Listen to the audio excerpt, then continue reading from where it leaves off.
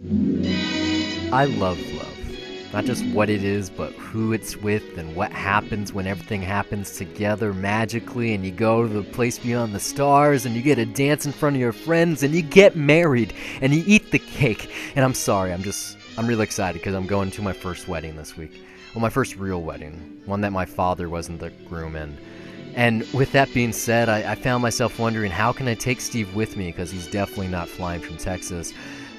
And I started really thinking, I went, hey, I've seen a remake of a Spencer Tracy classic about weddings, and we found ourselves with 1950s Father of the Bride. It's not quite the one with Steve Martin, but then again, I don't think anything can, and we talk about that here along a lot of other things. You found ourselves in a little bit of a loop here between remakes. Next week we're going to be doing David Cronenberg's The Fly, but I hope you enjoy our conversation about what Hollywood should and shouldn't do when a story's really, really good. Welcome to Debt to Cinema. I'm Brian Gillis. And I'm Steven Maltmanex. Like most people, we love going to the theater and catching latest releases. However, sadly, you put a big dent in your wallet. Fortunately, living in the digital age makes the viewing possibilities endless from the comforts of home. Many of these films that you can see right from your couch, we're ashamed to say we miss, despite labeling ourselves cinephiles. So join us as one or both of us cross off a title from our list of shame. It can be an all-time essential classic, or an underrated piece of cinema that's worth giving a shot. Hell, it might just be some trashy film we want the other's opinion on. So sit tight and join us as we pay off our debts, $1 at a time.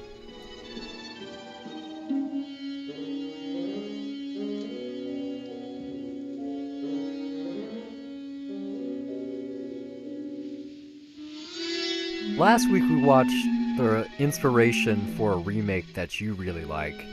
And this week we're watching the inspiration for a film that maybe I don't really like, but I grew up with and, I'm fond of. Never seen a Spencer Tracy movie until last week. Felt like watching another one. I'm going to a wedding this week. Hey, seemed like the perfect time. The main difference here, though, between the two movies is, you weren't that fond of Always. Well, of Always, but of whatchamacallit. I was not smitten by a guy named Joe like you were. Yeah, in comparison. Yeah, it wasn't exactly your thing.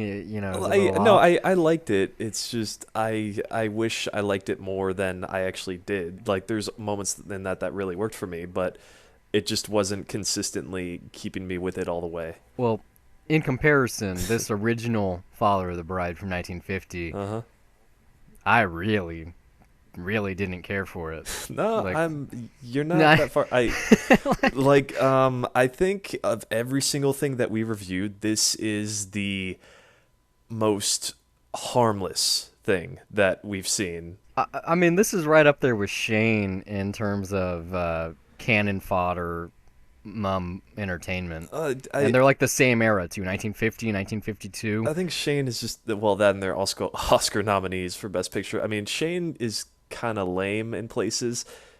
This one's just all right. It's barely even all right. Well, here's the thing though, like, it starts off perfectly, like, it has that title sequence. Shot. There's that shot of the flower there. It's a wedding. You got the music. It's going to be cheerful, and then it pulls back, and in my mind, I'm thinking like a disaster just fucking happened, and we're about to find out what happens. It turns out it's just a mess eventually. But then, we just see Spencer Tracy just completely out of it, and he's just going on and on about like, I thought I knew all about weddings, and he seems kind of bitter. He's talking about how you have a daughter, and then you worry that she's gonna get hit on by all the boys, or if not, then you're worried that there's something wrong with her. Like, there's that, and that stuff is great, but he seems out of it like he almost did something wrong. That was the impression that I got. But then it just keeps going, and then, it's like, it's fine. That's not really the case, but it doesn't live up to what I think the impression was that I got in the beginning of like, oh, what the fuck just happened? I want to see where this ended up, It caught my attention immediately. You get this great, almost like reverse tracking shot. So like you described a catastrophe. I mean, with the title, like that classic thing like with Vertigo and Hitchcock. You're wondering what the fuck it is you're seeing, or for a second you actually see, you think you're seeing something at the beginning, and then it just pulls back and you see the big picture, and it's like, oh. I mean, pretty damn well just the name of the movie, Father of the Bride, that's gonna have something to do with a wedding. But even still, you get this flawless crossover from this tracking shot to this really great not monologue. Well, it's that too, but soliloquy. It's an introduction. Yeah, definitely. like it's just like almost like rope-esque where there's clearly a cut there. There's no way they did that shot into a flawless monologue. It didn't happen. Not for like 4 minutes of talking. Definitely didn't happen. With how expensive just film was back then. And just like little things like that. And I was like, oh wow, this is gonna be really good. I feel like this is gonna be, this is one of the later black and white films in Hollywood. It's right at the end of classical Hollywood before it became like new Hollywood and the modern era. And yet, what it turns out being is like a series of snapshots, like a vignettes, greatest hits compilation of Throwing a Wedding, which is very fitting because this is Vicente Minnelli. He directed a lot of stuff. One of his first movies was Meet Me in St. Louis. The first film of his that I've seen, I saw it just a couple of weeks ago. I think it was a month and a half or so on TCM with my great aunt Ada. And my problem with that film was that it was vignettes. It's a musical, except it's not a story. It's like all surrounding the World's Fair of St. Louis, and it's basically just scenes that are there so you can hear a song.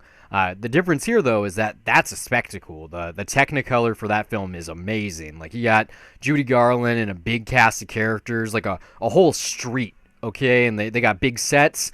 And this is about as, like, harmless of a studio picture as they came. Like, everyone is on a contract. I mean, yes, you got, great wardrobes and some kind of fun sets too, but it's grounded in one house, maybe two. You also got like that office building, the caterer's location, but it's mostly the one house. Like, everything happens there, which is true also for the Steve Martin remake. However, it's like, I don't know, maybe I was expecting a little bit too much from Spencer Tracy, going from like an almost comedy set in the war to like, I mean, that's more of like a romance, to this is like straight up, this is supposed to be a laugh riot. And I don't know if it's because of the generation gap, but I like the closest I got to laughing throughout the whole film is when he ripped his the jacket. his jacket, which there was a build up for like 20 minutes, but even still, that's like the closest I got to a laugh all movie. I take that back. There was like one other sequence that was pretty comical too. There was some good, like almost banter stuff in the beginning that it was building up to. I mean, when he's kind of getting stuff out of her, like because she's acting different right at the beginning, his daughter, and there's already that sense of like, oh, she's seen someone, so he's trying to get information out of her, and she keeps talking about this Buckley guy and what he thinks and everything, and just his reaction to some of this stuff, I actually was smiling a little bit. How she says like, oh, Buckley thinks that everyone should get married at like 19. In fact, a lot of the guys in college already are. And then he just responds immediately with this very cold, just GIs, like Buckley. right then and there, which after what we saw last week, I kind of laughed a little bit at that specifically. He plays a good dad, a very concerned dad, a protective father, and it's just, lots of people like to give remake shit, and you can listen to our most recent episode of 2 Cents, episode 88. We talk about those a lot. I mean, remakes are always a hot topic. One more thing, just to make that clear, I have not seen the Steve Martin Father of the Bride. So in the way that I haven't seen Always. Yeah. I mean, our next selection is going to be The Fly, a film that I've seen the original and the remake for. I've seen that Cronenberg movie. I've seen that Cronenberg movie like probably like 4 times, 5 times. And there are a good amount of remakes out there that are better than the original. I would say the Steve Martin version is one of them. Cronenberg's The Fly. John Carpenter's The Thing.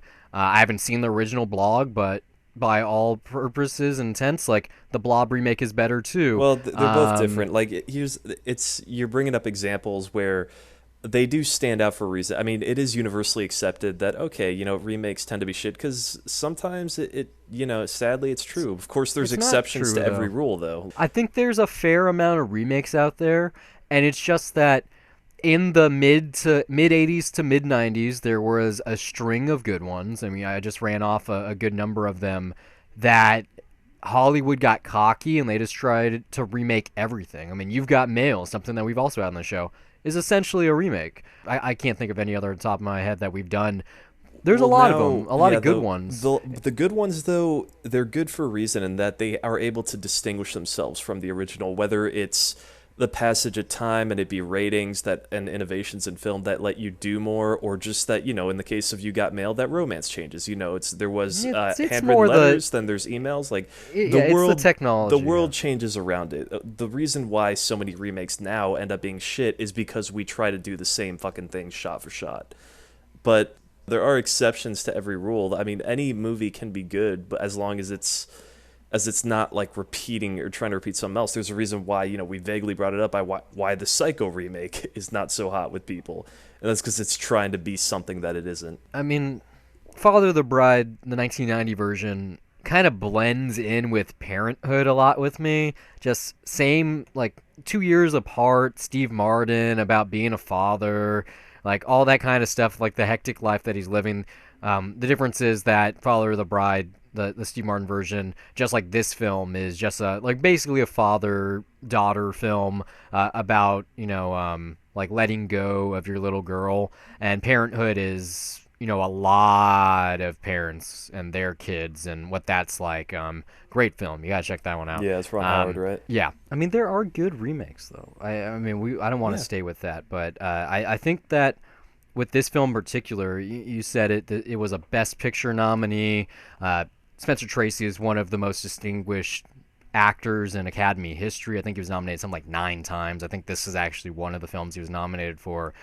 And yet, without it like being a mistake, Inner Space is a great remake. Fantastic Voyage. I don't think it's a mistake. I think enough time had passed.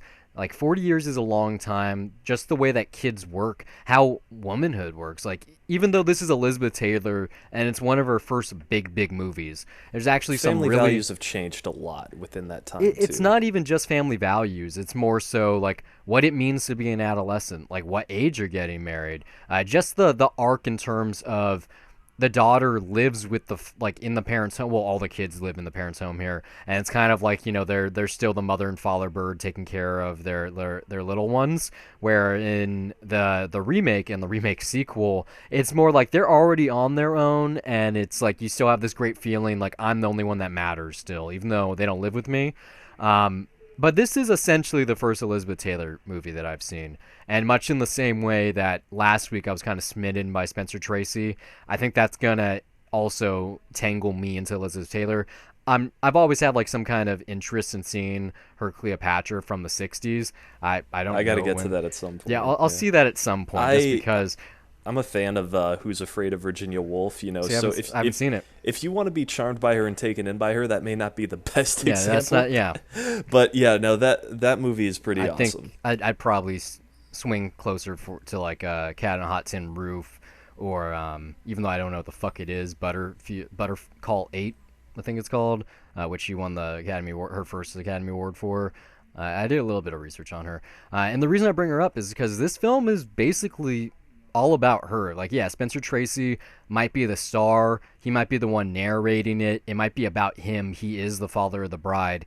And yet, every scene, every moment, every piece of dialogue, It all and even centers every around her. outfit she was wearing, yeah, it centers around Elizabeth Taylor. Even when, little things like when they're actually throwing the party at the end of the film and he can't even get a second with her, and it's kind of like great commentary on how big a star either she was or what she was about to become, because it's just like a little tidbit that's kind of hilarious actually. Elizabeth Taylor, who was married 8 times to 7 different men, she got married right before this film was released. It was paid for by MGM. Her dress was like a special thing. This was like the talk of the town. This was, tabloids didn't exist yet, but this kind of created tabloids. Like Elizabeth Taylor was the first movie star who was a celebrity kind of for being famous. Like Kim Kardashian is like a modern day Elizabeth Taylor, except Elizabeth Taylor had talent. She was a great actress. She did a lot of things, humanitarian work. Another fun fact, she was the first celebrity to create her own perfume line, and I knew that before I saw this film because my grandmother actually collected lots of perfume, among them Elizabeth Taylor's own scents. But yeah, so she got married right before this film. She got married, and this kind of just like brings everything full circle, to one of the Hilton heirs. You got that Paris Hilton angle there. and who turned out, I guess, to be like an alcoholic and abusive, and that marriage lasted like 8 months. So even still, it's very typical for how Hollywood would become. And so when I was doing the research on this, especially just the kind of film it is, where it lands in Hollywood history, it's kind of like Spencer Tracy, the stalwart of classical Hollywood, is almost passing the baton to Elizabeth Taylor, who becomes the modern Hollywood. Like, not quite new Hollywood, but just what the 60s and the 70s are before it becomes the like art house cinema 1.0. Just in terms of how the Hollywood mentality works in creating a more international, not necessarily medium, just like media outlet. Like that's when it really became everyone looking at you. That's when TV really blew up right around the time of this film. The press became freer. Lots of different things happened, like sexual liberation. Like lots of things happened in our country, and I think that's the real takeaway here. Just seeing like this almost metaphysical nature to it, where it's this very like white lace, like hard nosed father letting go of his daughter, who is now going to go on to do God knows what, and yet it's commentary on Elizabeth Taylor going on to become, the biggest star on the planet. She, at one point in time, was the highest paid actress or actor of all time for Cleopatra in the biggest budgeted film, all the way pretty much until Titanic. Was that one of the biggest flops of all time, or just one of the biggest movies of all time? I know No, it's it didn't freaking flop. long too. Yeah, Like it didn't flop. It was actually such a big thing that she met her not final husband, her third to last husband on the set. Not I Richard mean, it Curtis. must have been a long production too. It wasn't Richard Burton, was it? Yeah, Richard Burton. Yeah, Was she married okay. him, and they were called Liz and Dick, and they were like in 11 films together between 60 and I think like 71. And then her career gets crazy. It's so fucking crazy. It's like the person that she was married to after Richard Burton, he died, and then as like a moment of grief, I guess one of his best friends was Eddie Fisher's, Carrie Fisher's father, and so she had an affair with him, and he cheated on Debbie Reynolds with her, and then they got married, and that didn't go anywhere. And oh my god, like read her Wikipedia, it's really fascinating. Like the life that she lived must have been really fun. Um, but yeah, that's pretty much my biggest takeaway from this film. Just seeing her and how It lovely was she really her is. starting out and just It's her. yeah, Like she was a child actor and like a teen actor before this, but this is her first adult role. She literally is, I think, 20 or 19 at 19. the time of this filming. She got married at that age, so it's great commentary. Like it's a role that was handpicked for her. Like the studio system existed for these kinds of situations. And it just pushed her into being a star in the same way that Minnelli was able to make Judy Garland into a star, and then Hmm. eventually married her. And his final film, by the way, just another fun fact, he got to direct his daughter Liza Minnelli in a musical.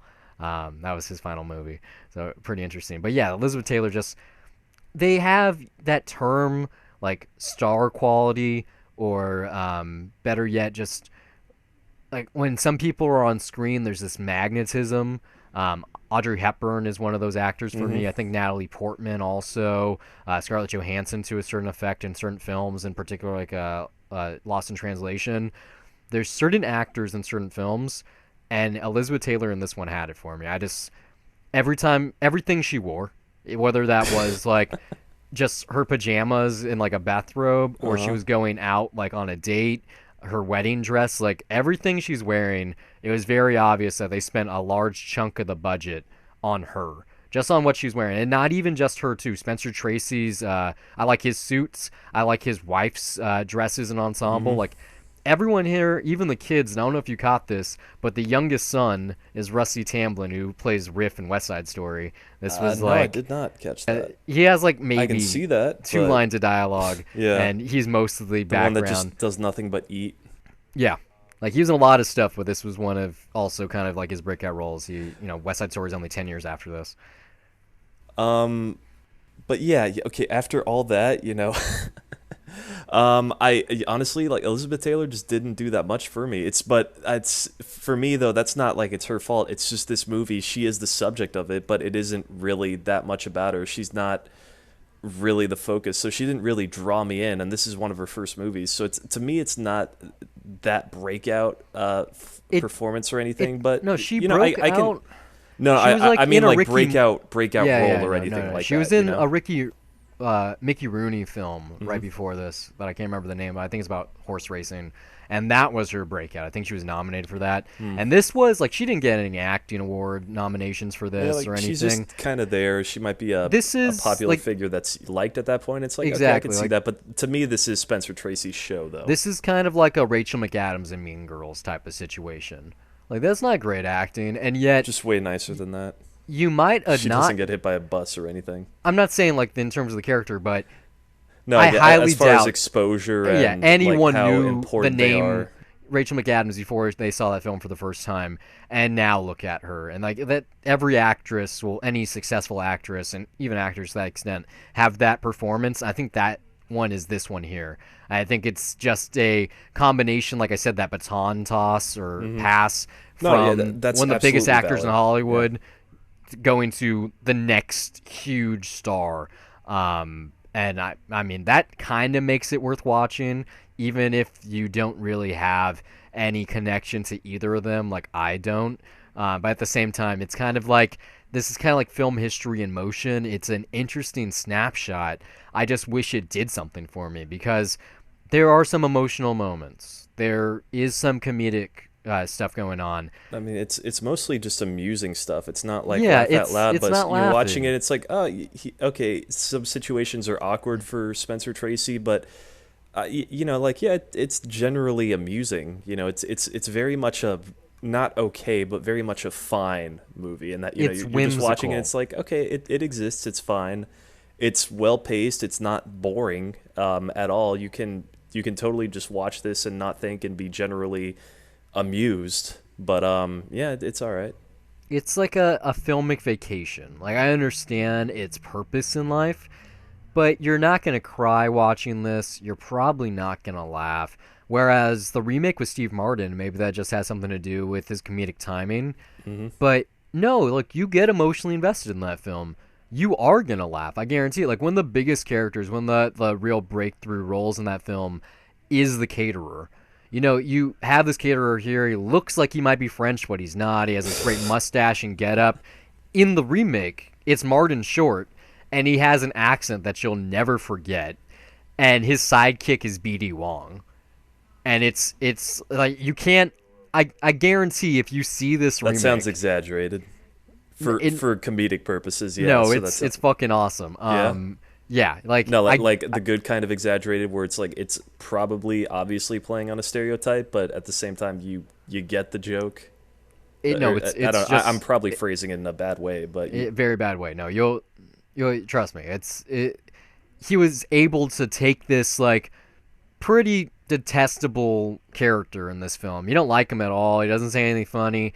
It's the same character. It's this caterer hotshot that does the biggest weddings ever, and he comes in and tells them like how ugly their house is. And yet it's to a degree that it's just like, oh, this is why people from SNL are in movies. You know, it's that yeah. era of filmmaking where it's like, oh, you were a great comic. Like you got two comic greats here. They're in this remake. It shouldn't be good, and yet it is. You get some And hints of that here, I think, just as far as the wife saying, like, "Oh, yeah, I've never been so humiliated in my own house," or something, or maybe that was a Spencer Tracy thought in this. But it's like it's there, and you just see that the caterer is just really detailed and just trying to figure things out, even if he's not being that polite about it. But it's not really that funny. it's strange filmmaking. Like I want to watch the remake again just to see if the overbearing narration that's here is Hmm. also there. Like I have no clue, but it is so fucking almost nauseating after a certain point where you know they say show don't tell. It's like Yeah, they and it's tell just you everything's being everything told. here. Yeah. And the reason for that telling is its framing structure. The fact that it's kind of like, oh, this is spread out across a couple of months, and you don't have any linkage between these scenes. They just show up. They're random, and it's I don't know. Like I said, I had the same problem with Meet Me in St. Louis. Like it doesn't feel like a movie. I can understand its appeal back then. It's kind of like a TV show.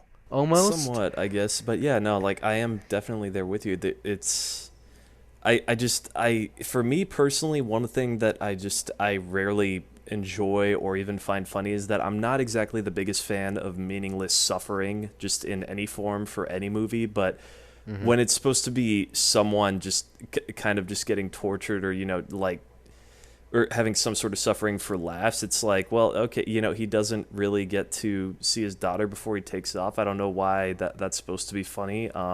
But you get the I touching don't phone understand call. why it's pouring rain and they're having the wedding rehearsal and that's supposed to be funny. I don't understand why. Like, well, I see the ridiculousness of the situation of like, okay, he's stuck making drinks, but it's like at a certain point, it's like, really, could no one get him to make the speech at that point? Like, I is that think not a little bit over the top?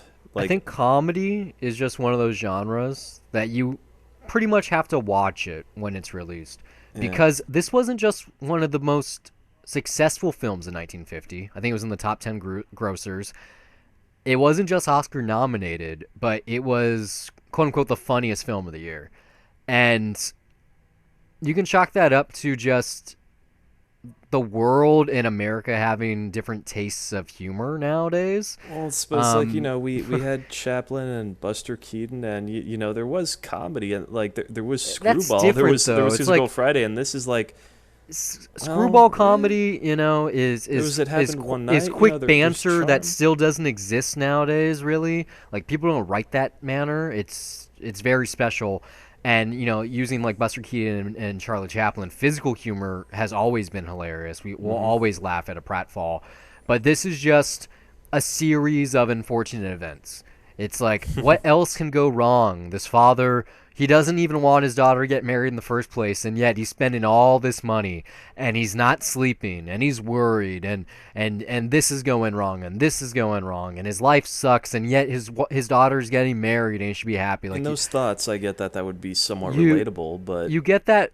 Like there's a couple of lines in this film that are really good, and I think they repurposed them in the remake, where it's towards the end of the film, and you get this line where he goes, you know, when you have a son and he gets married, it's no longer your son, but a daughter is a daughter for life yeah, type of thing. yeah. And it's like those kind of moments, or I think I didn't laugh, but it was definitely the thing that I grimaced at the best. Is that moment where he goes into Elizabeth Taylor's room, he goes into his daughter's bedroom, and he's like, "Look, this is just go get eloped. I'll give you $1,500.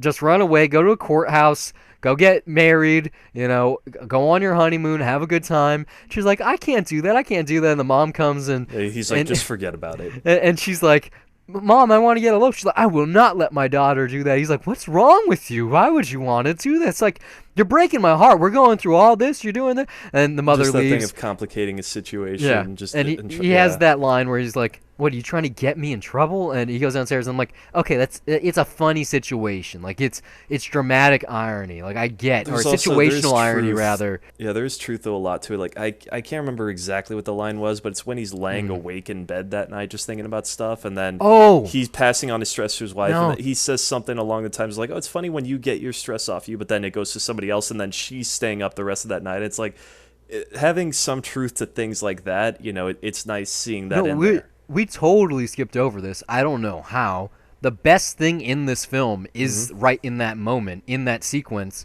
where he has a nightmare and wakes up, and you get this like 1920s The German yeah German expressionist yeah the sequence, surreal which thing. is fucking out there weird, so weird. Like I don't know what it is about German expressionistic filmmaking. It's It's the like harsh shadows it's and the yeah, shadows, and just like the fact that the just floor is eating him, and the weird Dutch angles, hmm. and all how all of that works together. It's like those are the kind of reasons why I do not want to watch Nosferatu, or I don't have an interest in seeing The Cabinet of Dr. Caligari, or even Metropolis to a certain extent. Like Like, have you it not seen any of those? no, there's Wow. something spooky about the way they use the camera, even though this is at the beginning of filmmaking. And Minnelli does it really well here, like Hmm. super unsettling for a movie this lighthearted. And then he wakes up and he just like tells his wife like a little something, whispers in his ear, he falls asleep, and then she can't sleep all night. Like I would have loved to see her nightmare. But of course, that doesn't happen here because the women are just like wallpaper, or like little doodads, It's like all for Tracy's table view setting. of it, Yeah, yeah. it's a one man show. It's all about him and his life, and you get very minimal, very uninteresting moments that are happening along the way. I can't buy this one. This is sadly of season 2, the second year of the show. It is the first thing that I've been let down by. I think I jinxed it last week. No, well, Um, you can't control whether or not you're gonna like something. So no, whenever you but pick it, you hope for the best, man. But hey, it's not gonna hit every time. it's not a bad movie. Like I No, said, I got a lot out of it, just in terms of, like I said last week, seeing Elizabeth Taylor really for the first time, especially in one of her breakthrough roles. Just how alluring her screen presence is. Like, fucking flat out gorgeous. The baton toss, like I said, the wardrobe, the fun facts about her life, and more so that she literally got married right before this film came yeah. out. It's an interesting piece of classical Hollywood filmmaking. It really is a subject of the era, but there's a couple of examples of great remakes, and I think the Steve Martin one now falls into that category. It's gonna be my go-to when more and more remakes start being made, because we're not going to enter a renaissance of the remake or anything, or of the reboot, but No. there are enough good ones out there, and enough ones that happen that are surprisingly good, that especially with the stuff that Disney's been doing with the live action remake, or the live reaction as I call it, and how all of them up to this point have been, I mean, I haven't seen them all, but in terms of critical and commercial success, pretty solid. I think they might be pushing the envelope in terms of what filmgoers expect, because to be honest, audiences don't seem to mind. Every time Disney puts out one of these, it's the top of the box office, and it's encouraging the rest of Hollywood to reboot other things. Well, yeah, I mean that's the thing. People do love familiarity because it feels safe. It's and a part of it is nostalgia inducing for that though. I mean there's so many different reasons, and it could always depend on the remake of why you get to something. Like the appeal of a Beauty and the Beast remake from Disney is not going to be the same as the appeal of a High Noon remake, for example, which we've talked about. But It's coming. anyway, yeah, It's no, coming. it is, and anyway, but back to this. Yeah, no, this is not a buy. No, You this know, is it's on TCM. Yeah, check it yeah, out. it's well made, it's well performed, it's well paced. I mean, this is a key thing to say about this, even though we're not enthusiastic about it. It's never boring. No, It really is just decent entertainment, but it it's doesn't really wow. It doesn't challenge you. It doesn't really it's cannon fodder. impress you. But it's a good distraction, and it can be quite amusing. Like if you just want to watch something, like you don't want any pressures of like watching something great or something, like if you're on an airplane and you're like, I don't care, just Not no. distract me, then This is not an this airplane movie. Like you gotta have something this is totally an airplane movie in something that a you little keep more yourself from being entertaining on an bored. airplane. I think this is more When you're on so an like airplane, you can watch anything, man. this Like, is more so folding laundry, or like checking your email kind of film, where you're already doing something and you're mostly focusing on that, but you want that background noise. Like you want to be in the company of something, or something to provide you company. I This is don't one know. of I those. think that might bore me a lot more. I mean, maybe there's just no replay value, and I would get bored because I mean, the big thing for me in this was that I was never not interested. It's just that once it all ended, I was kind of left with the general reaction of like, oh, that's it. Like I was thinking it would really build up to something, especially based on that opening shot, and then once it ends, I was like, all right, well, I guess that was fine. It If I didn't really didn't do do the anything. research I did, I wouldn't have walked away with pretty much anything. And even if I hadn't seen the remake, which a lot of people don't even know is a remake, because it's that far removed. It's such a different era of filmmaking, and also it's just that's the way Hollywood works. That's kind of what they bank on. They don't want you to know it's a remake most of the time, with the exception of what Disney's doing. They want you to just be unfamiliar. Like, do you think? Well, I actually don't know, but I highly doubt Scorsese said, "Hey, this Departed movie, see it. It's a great remake of a film that you've never seen before." Like, No, no, they no. didn't sell it as a remake of Affair. Infernal Affairs. Yeah, they didn't pitch it as that. There's no way they wouldn't. That's stupid. And I mean, again, part of the appeal of remakes, like some of them pride themselves on the fact that they're based on something, and some of them just go like, hey, this is a different version of something that it's based on. thanks for listening. We hope it's been a pleasure. If you like this show and you want to hear more of our wonderful voices on a weekly basis, check out 2 Cents. I'll recap what's happened in film, TV, and tech news. We're also on the titular Dollar Review Show, a spoiler-free critique of new releases or anything we've discovered on our own, whether that be TV, music, etc. You can find all of our content at dollarreviews.net. Follow us on Twitter or like us on Facebook at Dollar Reviews. And we're also on Google Play Music, iTunes, Pocket Cast, TuneIn, Stitcher, SoundCloud, YouTube, just about anywhere on the internet with hours of content available to you for free. But for those of you that feel that the show is worth your dollar, you can send us a donation at patreon.com/dollarreviews. Contributions not only earn our undying love, but they also make it possible for us to improve our recording equipment and to give you the highest quality episodes possible. But more importantly, they'd be helping us acquire the content to review. Trips to the multiplex are expensive, and the more donations we receive, the more films we can review for your listening pleasure. If you listen somewhere we're currently not available, you'd like to contribute some talking points, send a Death to Cinema request, or even if you just want to laugh at us, you can do so by reaching out to us on social media or send an email to brian@dollarreviews.net. Or you can email me as well, steve@dollarreviews.net. You can follow me personally on Twitter at Brian Gillis, that's BRYONGILLIS, and now you know how to spell the email too. And also under the same name on the lovely site Letterboxd, which acts as my film diary, where I rate films I'm watching, write the occasional review, and even sometimes compile lists. You can also find me on Twitter at S_MTX, and also follow my film diary at Letterboxd under the same name, where I log everything I watch, and sometimes write brief reviews. That's it for this week. Until next time, keep the change.